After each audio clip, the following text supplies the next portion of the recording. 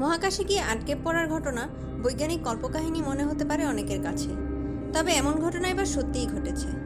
মহাকাশযানের ত্রুটির কারণে আন্তর্জাতিক মহাকাশ স্টেশনে থাকতে বাধ্য হচ্ছেন নাসার 2 নভোচারী সুনিতা উইলিয়ামস এবং বুচ উইলমর।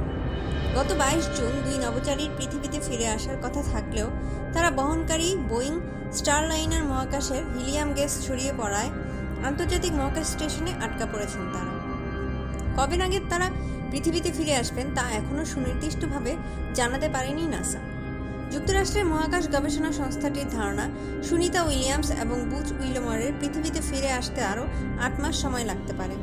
আর তাই মহাকাশ স্টেশনে আটকা পড়া 2 নভোচারীর দিন কেমন কাটছে তা জানতে আগ্রহী অনেকেই।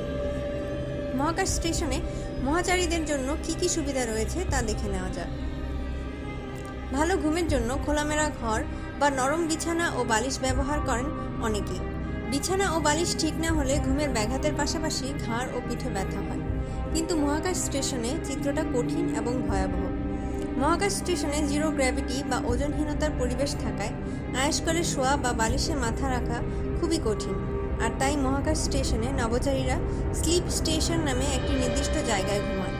স্লিপ স্টেশনটি আকারে একটি ফোন বুথের সমান। শুধু তাই নয়, নিজেদের শরীর স্থির রাখতে বিশেষ ধরনের স্লিপিং ব্যাগের উপর ঘুমাতে হয় নভোচারীদের।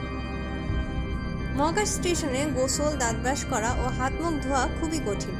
গ্র্যাভিটি জিরো হওয়ার এখানে পানি পৃথিবীর মতো নিচের দিকে পড়ে না, ফলে পৃথিবীর মতো পানি ঢেলে গোসল করার সুযোগ নেই মহাকাশ স্টেশনে। তাই কাপড় পানিতে ভিজিয়ে সেটা দিয়ে গা মুছে থাকেন নভোচারীরা। চুল পরিষ্কারের জন্য ব্যবহার করতে হয় বিশেষ ধরনের শ্যাম্পু। এই শ্যাম্পু ব্যবহার করলে পানি দিয়ে চুল ধুতে হয় না। একইভাবে দাঁতও ব্রাশ করতে হয় নভোচারীদের। মহাকাশ স্টেশনের শৌচাগারকে মজা করে অরবিটাল আউটহাউস নামে ডাকেন নভোচারীরা। এই শৌচাগারের 2টি অংশ থাকে।